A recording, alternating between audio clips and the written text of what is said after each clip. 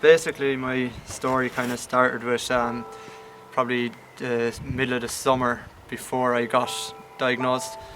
I was going hurling like every kind of young lad wanted to do, and kind of need to put a bit of weight on myself, so I decided I'd start off in the gym and started lifting a few weights, and within a few weeks I noted a kind of a lump kind of developing in my chest just under the base of my neck, and said it to Mum and Dad one night, and as you do, young lad, nothing, maybe a sports hernia, lifting the weights just to kind of power on through it, and we left it at that anyway. And as the time went on, then from June up to October, I noticed the lump wasn't going away and started to kind of play with my mind a little bit, so we decided to go into A&E.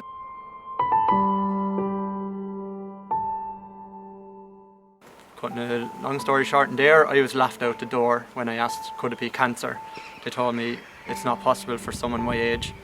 They told me to take a few paracetamol and I'd be gone in a few days, and left it at that. And I got home anyway, and Mum and Dad knew I wasn't happy with everything, and I was still on my mind that this had to be something a little more serious. So we asked if we could get a CT scan done of my chest, and within a few weeks anyway we got a date for January, so that kind of had something to kind of look forward, know that we were going to figure out something from there. So just left it out of my mind for then. And over Christmas then I didn't feel anything. I was feeling completely normal, and on Stevens's Day we had a welly race here in Kells and for the local soccer club, and ran the welly race, ran it fairly well, finished, and went out and had a few pints with the lads like you do. Came home, I was no more sick than anyone else waking up the next morning, and that was me.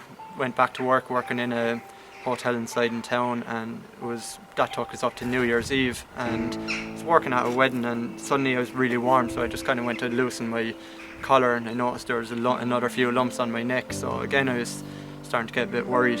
So the time of the CT scan came around anyway for the 6th of January, and we went into Kilkenny and thought nothing of it, in and out, did the scan, went home. I remember being absolutely tired that day, and for some reason I was just tired, so went into the sitting room and had a little lie down. And it was a Monday, because I always remember Dad comes home on a Monday, and I remember falling asleep facing the wall, and next thing I woke up with Mum and Dad, and Mum was actually crying, and it was kind of alarm bells started ringing from here. So they told me that the hospital were after ringing, and this is only 3 or 4 hours after doing the scan, so they rang anyway, said they wanted to go back in, so we knew that something was up or something wasn't right, so they told us we could leave it till the next morning. So I went back in the next morning. I was in MAU and just did a few tests, and they kept me in overnight, and one night turned to 3 nights in Kilkenny, and they told me they didn't want to deal with my case, that they were a bit worried, so they asked us to bring they sent the scan up in a taxi apparently up to Dublin, and they got me a bed in James's, and I was told I had to be there within a few hours or I was going to lose the bed.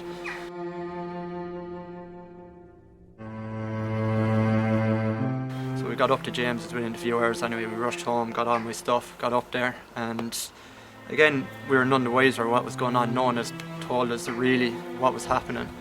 And we got up to Dublin, and straight away within that day they biopsied my chest, the main lump that was on the base of my neck, and again we just thought it was something, maybe this could be anything, and a few days went by and we got word that maybe I was going home, and I was mad to get home. I was sick. This after being nearly 3 or 4 days in hospital, I just wanted to get out of the place, and we rang back down to Dr. Crowley here in Kells, and I was told under no circumstances to give up that bed, stay in Dublin. You just don't leave until you know what's going on. So Dad made me stay in Dublin anyway, and that was it. I spent the weekend there, and Monday and Tuesday rolled by and we're still not hearing anything. So Mum went out to the nurse ward, or the ward sister, and just asked her what's going on. We haven't heard anything in a few days, and the first thing we heard about it being cancer was we were told we're just waiting on the oncologist to come up to talk to you,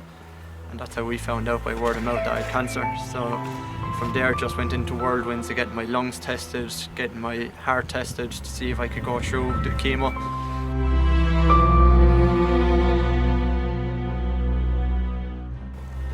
The start of everything, I was told by my kind of oncologist nurse. She kind of walked me through what I was going through before I even found out what type of cancer I had, and she was telling me that there's a few different stages to cancer, and 1 to 4, 1 being the least kind of spread, 4 being the worst. And next thing, the doctor came in to give me my diagnosis, and she told me I had Hodgkin's lymphoma, and never heard of it before.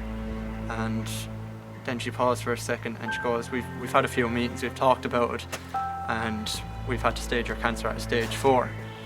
So straight away I remembered stage 4 is the worst, and my heart dropped. My life just nearly ended, and I just looked at Mum and I remember just crying. All I could say was, oh my God. And she just had to explain to me that it was staged at stage 4 because it was so widespread through my body. There's a midriff here, and she said if it had been down below that, there was fortunately nothing could have been done, but I was lucky enough it was all contained in my upper body, and they said that they'd start me on chemo within 3 or 4 days, and that was it. I went in and started chemo.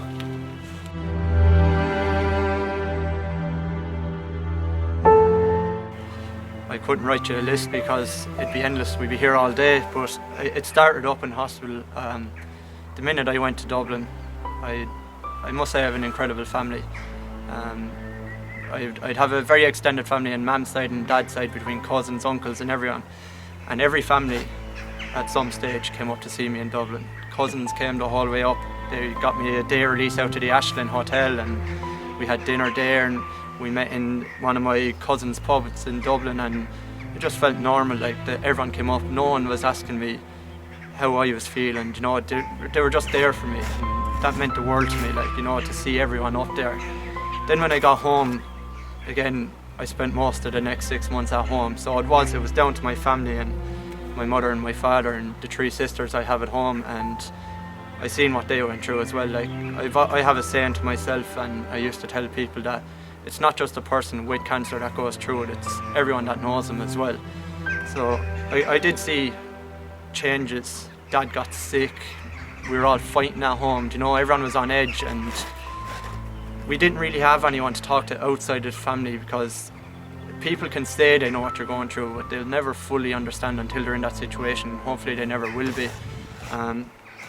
So that was kind of kept between us. We'd all talk to each other. I was never afraid. My sisters would die for me. My mother and father nearly did, like, you know, with the stress that put them under. It was just scary, like. But other than that, like, then there was the people of the village here in Kells as well. I remember I was only after going through a few rounds of chemo, and we got word that the village here wanted to hold a benefit night for me, and the support that came in from that, from my own hurling parish and the people here, was just incredible. It blew us away, like, just people wanting to get in behind us, show us that support, help us out in any way they could. And there was people, just the cards that came through the door, and every little card had a nice little message, and it gave me that hope, like, and it gave the family the strength, like, you know. Like, that was unfortunate that we had to be able to pull ourselves along when there wasn't the support there for us, you know.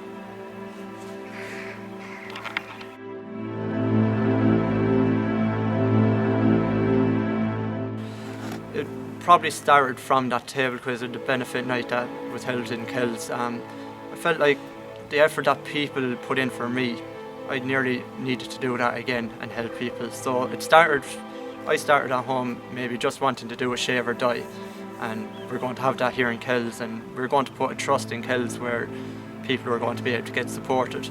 And then we thought at home, sure, why not stop in Kells? We were after getting word that Nore was on the verges, or there was word of Nore opening, and we thought this was a great idea. Kilkenny at the time was one of the only few counties in Ireland without a cancer support house, and when you just think of that, it's terrible, like, you know. So rather than just helping a select group of people, we decided we'd run something big, help everyone out, get the doors at Nore open, get that support there that we didn't have, that we couldn't avail of. We didn't want other people to suffer and, you know, have these problems and not being able to talk, or even just having somewhere to go to relax. You don't want to be at home for 6 months when you're ill and when you're sick. You want to be able to go somewhere that people know what you're going through. So we decided that Nore from there on in was going to be the one we wanted to help to get the doors open, get the people at Kilkenny out there and know that the support is there for them. So that's where our Kells King cycle came from. And again, it just showed the support that came in behind it. Everyone was in that situation, everyone wanted the Cois Nore open.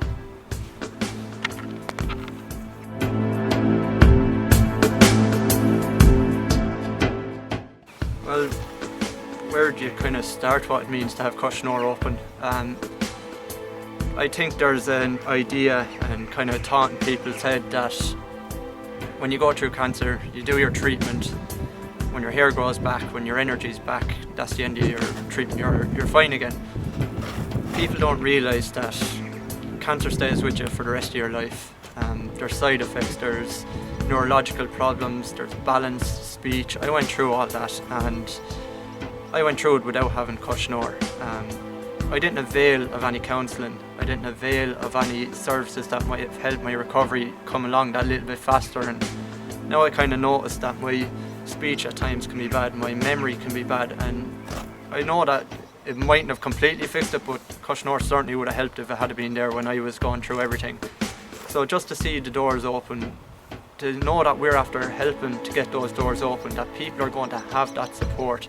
They don't need to go through it on their own, which I kind of felt I had to. I didn't want to travel to Waterford, I certainly didn't want to go back up the road to Dublin. If something had been there in Kilkenny, I would have been much more in my comfort zone. And if I could just say one thing, I'd ask people to get out there and speak. Don't go through it on your own. Use Cois Nore, use your local cancer support centres, and if you can, just cancer touches everyone at some stage, so if you can, do your bit. We can't change the world on our own, but if we get together we can do a little bit and make someone's life that little bit easier if we can anyway.